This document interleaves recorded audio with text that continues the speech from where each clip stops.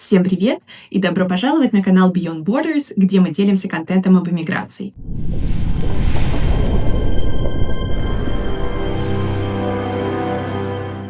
Сегодня мы поговорим о том, куда лучше переезжать IT-специалистам в 2026 году. И мы сравним две основные программы. Это UK Global Talent Visa, то есть виза таланта в Великобританию, и французский паспорт таланта, который сейчас называется Carte Talent, то есть карта таланта или виза таланта. Мы сравним их по следующим критериям. Это скорость получения визы и стоимость ее оформления, возможность перевести семью вместе с основным заявителем, необходимость знания французского или, соответственно, английского языка, срок получения гражданства, то есть сколько вам необходимо прожить, прежде чем вы можете претендовать на паспорт, и другие критерии. И поможет мне в этом мой партнер Оля, которая занимается релокацией клиентов по программе UK Global Talent Visa. Оля, привет! Расскажи, пожалуйста, немного про эту программу, кому она подходит и какие критерии для ее получения существуют. Всем привет! Меня зовут Оля, и как меня представила Лера, я являюсь сооснователем компании Beyond Borders. Я отвечаю в компании за Великобританию, то есть переезд в Великобританию в рамках программы Global Talent. Так что же такое Global Talent? Global Talent, или если переводить это дословно, это виза талантов. Эта виза распространяется на три основные сферы. Это технологии, наука и искусство. Я работаю со сферой технологий. Когда мы говорим про Global Talent в сфере технологий, здесь важно понимать две важные категории. Данная виза разделяется на Exceptional Promise категорию и Exceptional Talent категорию. Exceptional Promise – это категория, куда попадают специалисты, у которых менее 5 лет опыта в индустрии. Exceptional Talent – это те специалисты, у которых более 5 лет опыта в индустрии и уже солидное портфолио их достижений. Что важно понимать про данную визу, она действительно про талант, поэтому важен не только опыт работы, но и то, как вы его доказываете. Лера, а можешь рассказать подробнее, какие есть категории паспорта таланта во Франции? В отличие от UK, во Франции нет некой универсальной визы таланта, есть общее название, которое мы привыкли называть паспорт таланта, и она уже, эта категория, распадается на несколько подкатегорий, их больше 8. И для IT-специалистов я бы рекомендовала рассмотреть 5 из них. Сейчас я их постараюсь кратко описать, и начнем с того, что они различаются в зависимости от того, делаете вы предпринимательский проект, то есть предпринимательскую деятельность, или вы являетесь сотрудником по найму и переезжаете через оффер. Для тех, кто переезжает через открытие своей компании или стартапа, я рекомендую рассмотреть две программы. Первая называется Création d'entreprise на французском, то есть создание бизнеса, создание компании.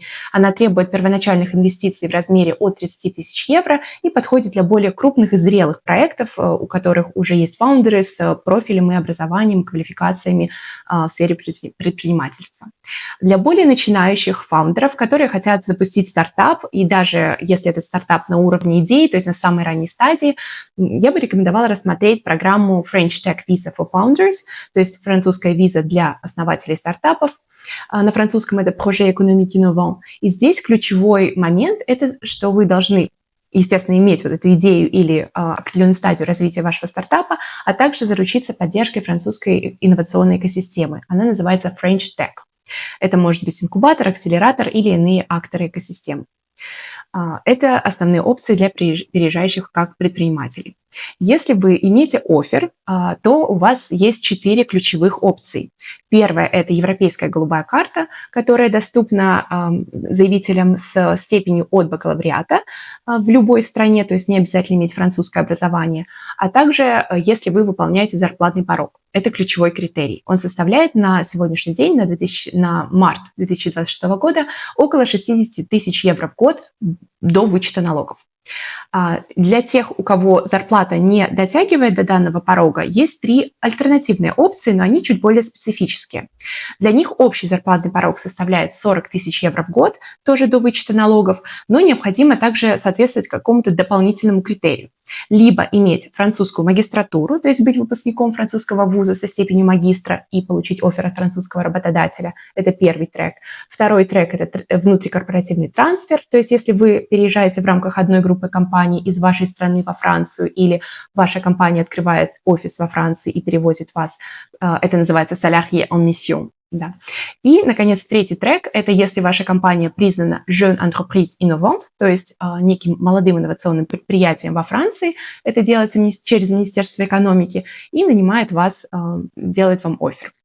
Соответственно, чтобы резюмировать, во Франции нет, опять же, повторюсь, единой визы таланта. Вам нужно скорее не подстраивать свой профиль под визу, да, за счет достижений и вашей visibility, то есть видимости публичного профиля, а скорее вам нужно попасть под конкретный проект и критерии, которые от вас ожидаются на той или иной визовой программе. То есть это либо бизнес-проект, либо стартап-проект, либо оффер с определенным зарплатным порогом и зачастую также соответствие определенному диплому и квалификации. Соответственно, надеюсь, я вас не запутала, но, резюмируя, во Франции более формализованная и структурированная система, но, на мой взгляд, это скорее преимущество, потому что вы четко видите, каким критериям вам нужно соответствовать, чтобы получить ту или иную визу. Давай теперь, Оля, обсудим следующий критерий. Спасибо, Лера, за такой подробный анализ. Если честно, после этого анализа я поняла, нам совершенно точно нужен консультант. Вернее, если бы я была потенциальным заявителем на визу талантов во Франции, я бы точно пришла к тебе, потому что я бы сама не разобралась, какую визу мне выбрать, какой ВНЖ. Я предлагаю перейти к следующему важному критерию. Это критерий про деньги. Сколько же стоит оформить визу талантов в той либо иной стране? Я начну с Великобритании. Надеюсь, вас эти цифры не испугают. Всего вам нужно будет оформить 3 обязательных платежа. Первый платеж – это подача на стадию номер 1. Это endorsement stage, когда вы подаете свою заявку тому либо иному endorsing body, то есть тому специализированной организации, которая будет оценивать соответствие вашего таланта критериям. Первая стоимость, первая цифра – это 561 фунт. Далее, если вы успешны, то вы переходите на стадию 2. Это уже непосредственно подача на визу, по которой вы дальше будете въезжать в Великобританию, либо конвертировать свое нахождение в Великобритании на новое основание, например, со Skilled Worker на Global Talent. И вторая стоимость, вторая цифра – 250 фунтов.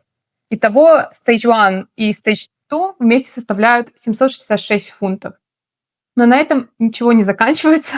И далее более болезненная цифра – это обязательная медицинская страховка, которую должны оформлять все, кто переезжает в Великобританию по данной визе, и она оформляется на каждый год. То есть если вы претендуете на Global Talent на последующие 3 года, то вы должны будете заплатить страховку за все 3 года. В год страховка обходится в чуть более 1000 фунтов. Соответственно, если на одного человека вы подаетесь условно по Global Talent по направлению Exceptional Talent, то на одного человека ваш переезд будет стоить порядка 4000 фунтов. Да, довольно внушительная цифра. Я даже посчитала, во Франции где-то в 12 раз дешевле оформить визу таланта. И здесь не зависит от того, какой вы трек выбираете. Цена будет всегда одна. Она составляет 324 евро на человека и включает в себя 2 основных сбора. Это сбор на визу, въездную визу D, он составляет 99 евро, вне зависимости, опять же, от визовой программы. И второе – это сбор за оформление карты ВНЖ, который на данный момент составляет 225 евро, 200 евро за пластиковую карту и 25 евро за визовый сбор. Итого, повторюсь, основная общая цифра итоговая – 324 евро. К этому не добавляется, хорошая новость, медицинская страховка, потому что во Франции, как правило, консульство не требует для виз таланта наличия частной медицинской страховки. Когда вы оформляете ВНЖ, у вас есть право подключиться к французской государственной системе здравоохранения. То есть вы получите carte vitale французскую и будете пользоваться всеми услугами здравоохранения во Франции. При этом вы, естественно, можете оформить частную страховку, это абсолютно факультативно, но я рекомендую на всякий случай уточнить у консульства, в котором вы будете подавать заявление, необходима ли частная страховка, потому что на моей практике еще ни разу это не запрашивали, но на всякий случай, чтобы убедиться, что у консульства нет политики запрашивать страховку, я рекомендую с ним связаться. И, наконец, важное пояснение по поводу суммы 324 евро за оформление всех документов иммиграционных во Франции. Это то, что в течение 2026 года Франция планирует принять проект бюджета на 2026 год, и они планируют поднять этот порог на 100 евро. То есть будет стоимость оформления карты ВНЖ на 100 евро дороже. Пока что это не вступило в силу, поэтому мы называем цифру действующую на данный момент, но следите за нашими обновлениями, и мы обязательно расскажем, если стоимость оформления ВНЖ будет дороже. Давайте теперь, Оль, перейдем к следующему нашему критерию. Это сложность оформления в плане пакета документов, которые необходимо предоставить. Наш третий критерий, как сказала Лера, по которому мы будем сравнивать визы талантов, это пакет документов. Часто на моей практике, когда кто-то задумывается о визе талантов, всем сразу приходит на ум виза талантов в США, где огромное портфолио на 1000 страниц и далее. В этом смысле с UK Global Talent Visa все прозаичнее и проще, потому что ваш максимум документов, которые вы можете загрузить, это 15 документов, которые в себя включают CV, одно CV, одно personal statement, это такое мотивационное письмо, которое поясняет вашу мотивацию для подачи на данную визу, 3 обязательных рекомендательных письма, которые будут доказывать, что у вас есть определенное признание в индустрии, и что эксперт индустрии вас рекомендует как exceptional talent или exceptional promise для UK Global Talent Visa. И далее не более 10 доказательств, которые будут пояснять критерии, под которыми вы будете подаваться на данную визу. Например, если у вас есть патент, то одним из критериев будет инновация, и вам нужно будет показать 2 минимум доказательства, 2 минимум документа, которые будут показывать наличие инновационных проектов в вашем портфолио. Если второй критерий у вас, допустим, contribution to the field beyond main occupation, то есть contribution в тех сообществах, в тех комьюнити за рамками основной сферы вашей деятельности, то вам также нужно будет минимум 2 документа, которые подтверждают, что действительно у вас есть наличие таких активностей, такой деятельности, которая помогает развитию индустрии и улучшает состояние техсектора. Ну и обязательный критерий, который все доказывают, это тот самый критерий, где вы и поясняете наличие у вас признания в вашей сфере через конференции, через статьи, через высокую зарплату. Я рекомендую посмотреть на сайте Global Talent Tech Nation конкретные критерии, но резюмируя, я хочу сказать, что это всего лишь 15 документов. Это не такой большой и объемный пакет документов, он вполне себе manageable, и обычно у людей уходит порядка месяца на то, чтобы задрафтить, собрать необходимые документы. За исключением тех случаев, когда приходится создавать публичный профиль и улучшать тот как раз-таки показатель visibility и признания в вашей сфере. Теперь давайте поговорим про Францию. Я передаю слово Лере и хочу понять, насколько же сложно оформляется виза талантов во Франции. Да, спасибо, Оль, за твое пояснение. Если говорить относительно Франции, тут тоже пакет документов довольно регламентирован и все довольно стандартно, но, естественно, будет зависеть от того, какой трек вы выберете, то есть предпринимательский или трек по найму. Есть ряд документов, которые нужны в любом случае. Это, конечно же, ваш действительный паспорт 10-летний, обратите внимание, 5-летние больше не принимаются. Затем ваше CV, диплом или иное подтверждение вашей квалификации и вашего опыта. Также это адрес проживания во Франции, наличие финансовых средств, чтобы поддержать себя в размере минимальной французской заработной платы. Это 22 тысячи евро в год. И, конечно же, дальше уже идут расхождения. То есть если вы подаетесь как предприниматель, то вам нужно будет предоставить бизнес-план, при необходимости pitch-deck или подтверждение инвестиций и так далее. Если вы подаетесь по найму, то, соответственно, с центральным документом вашего досье будет трудовой договор.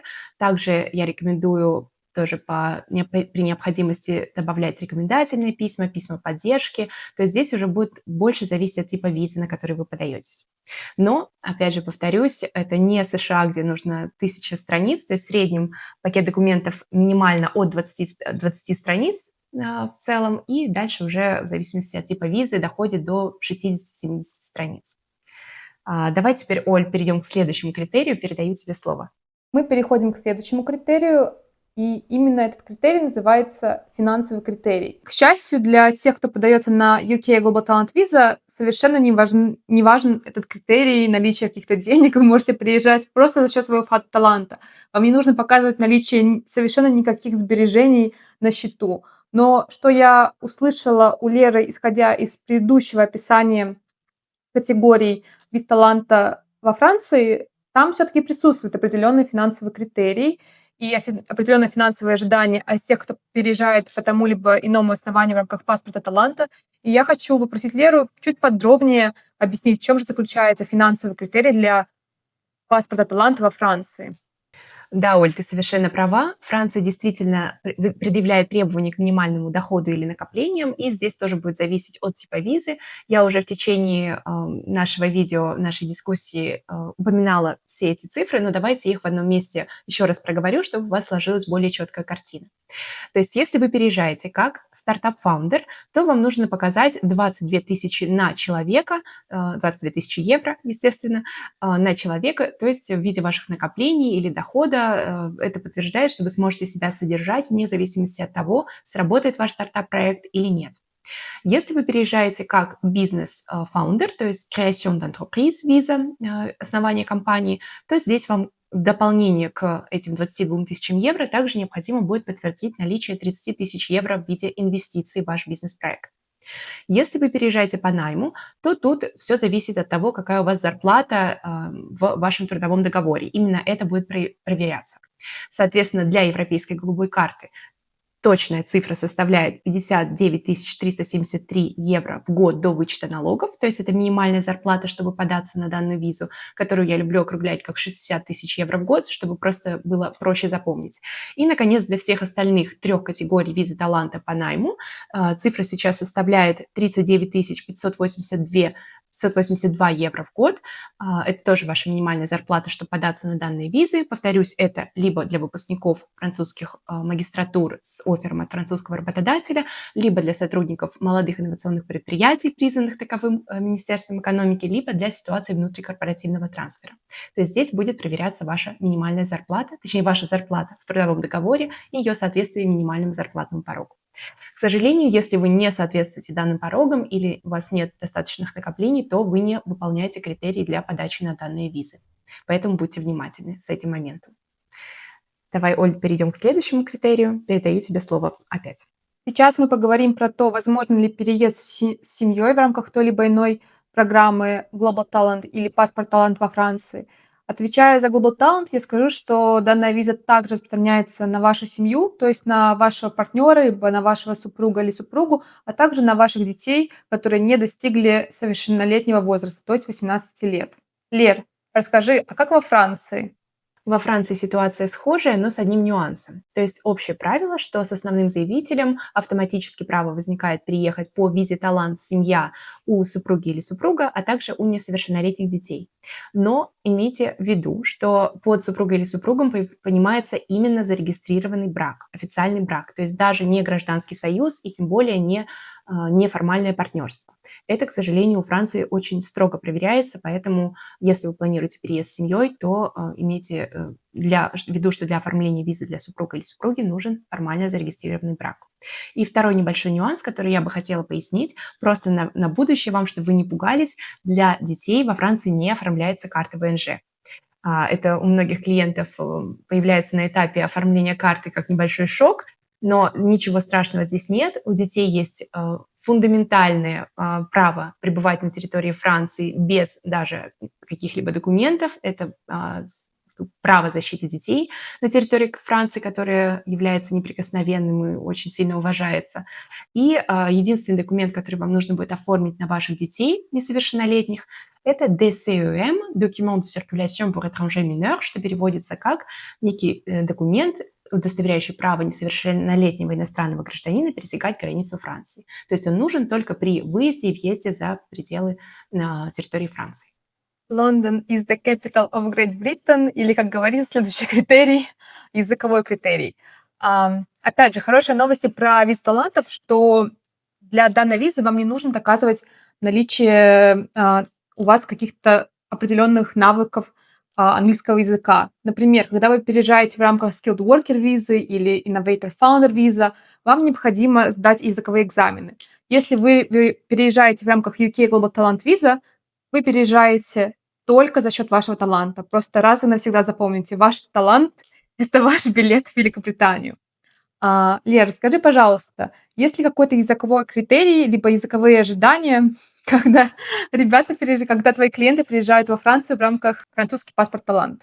Перефразируя Олю, Пари est la capitale de la France, то есть Париж — это столица Франции. Нет, во Франции, ответ на твой вопрос, не требуется знание французского языка.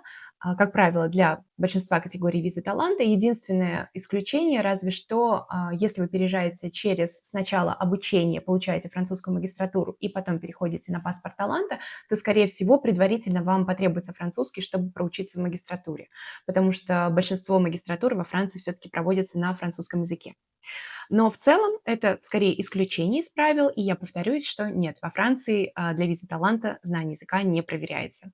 Но моя личная рекомендация, если у вас долгосрочный план — это легализоваться во Франции, получив ПМЖ или паспорт, то я рекомендую учить французский язык как можно раньше, потому что для этих обоих статусов вам нужно будет сдать языковой экзамен B1 уровень на ПМЖ и уровень B2 на гражданство.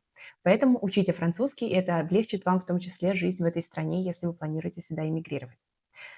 И давай, Оль, закончим последним критерием, который мы хотели с тобой обсудить. Это срок проживания для того, чтобы впоследствии податься на гражданство. Расскажи, пожалуйста, какая ситуация сейчас в UK?